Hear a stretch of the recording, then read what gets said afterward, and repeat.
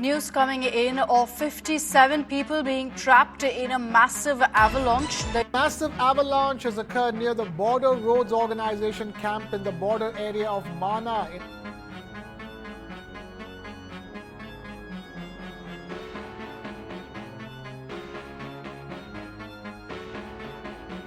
It was a calm and quiet morning in Uttarakhand's Chamoli district when disaster struck. Without warning, a massive avalanche thundered down the snow-covered slopes near Mana village, close to the India-China border. The region, known for its treacherous weather and high-altitude terrain, had already been experiencing heavy snowfall in the preceding days. But no one could have predicted the sheer magnitude of what was about to unfold.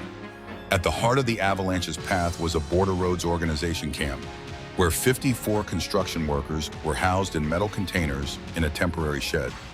These workers had been toiling on crucial infrastructure projects in the region, helping maintain and expand roads in some of the most extreme conditions imaginable. When the avalanche struck, it swept through the area with incredible force, burying everything in its path under a thick blanket of snow.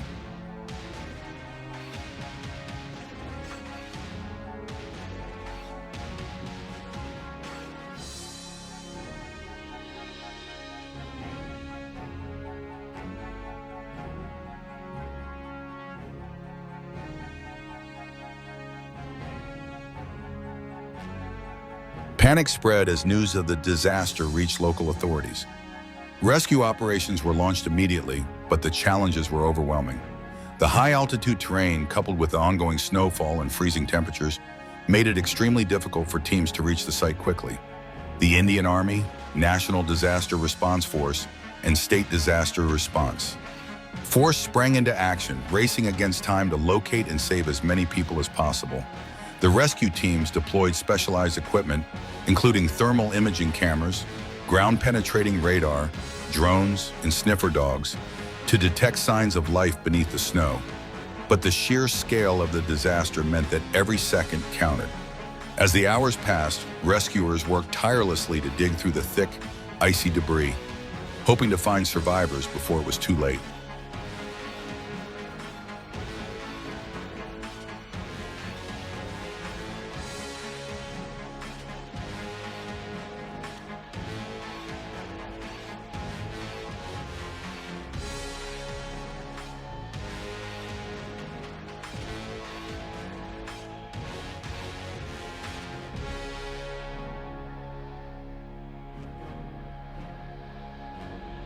Then, a breakthrough.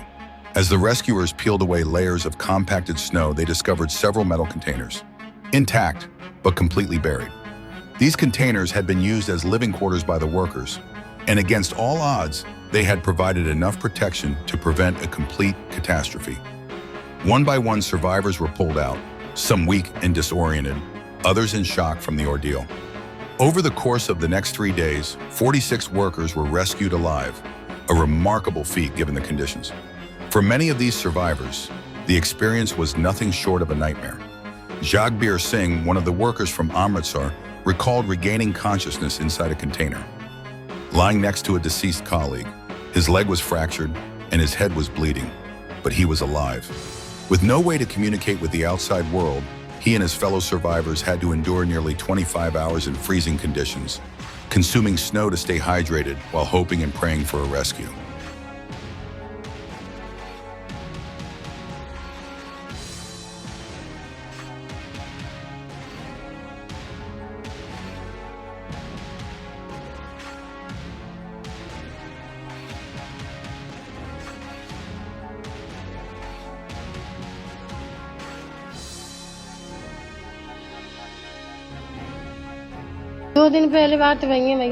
We spoke 2 days ago and he told me that he did not feel like working there and that he had caught the flu. I asked him to come back. He replied that he would return as soon as the roads open. We were waiting for him to return home. Despite the heroic efforts of the rescue teams, not everyone made it out alive. The avalanche claimed the lives of 8 workers, a heartbreaking loss that cast a shadow over the relief efforts. Families of the victims mourned their loved ones, struggling to come to terms with the sudden and tragic turn of events. This avalanche was yet another reminder of the dangers faced by those working in some of India's most extreme and unforgiving landscapes. The Himalayan region is no stranger to such disasters, with avalanches, landslides, and extreme weather posing constant threats. Experts warn that climate change and increasing human activity in these fragile ecosystems could be contributing to a rise in such events.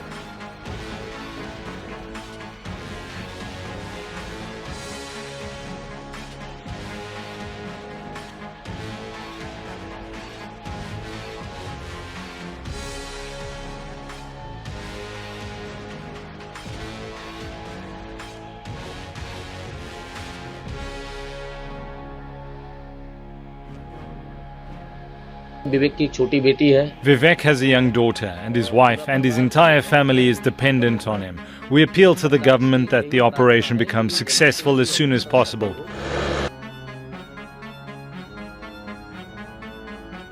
In the aftermath of the tragedy, questions are being raised about safety measures for workers in high-risk zones.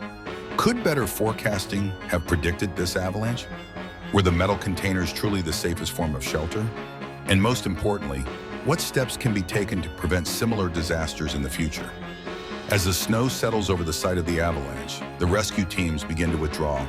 But the memories of those frantic, desperate hours will remain with the survivors forever.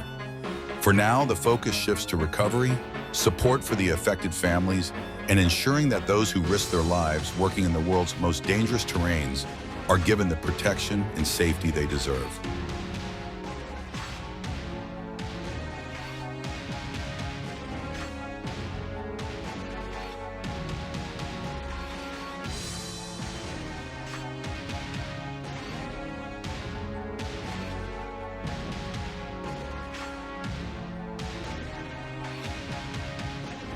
As the sun sets over the snow-capped peaks of Uttarakhand, the echoes of this tragedy linger in the hearts of those who rushed through it. The survivors will carry their scars, both physical and emotional, for a lifetime, while the families of the lost will mourn their loved ones, gone too soon. But in the midst of sorrow, there is also resilience. The bravery of the rescue teams, the determination of the workers who endured unimaginable hardship, and the unity of an entire nation rallying behind them serve as reminders of the human spirit's unwavering strength.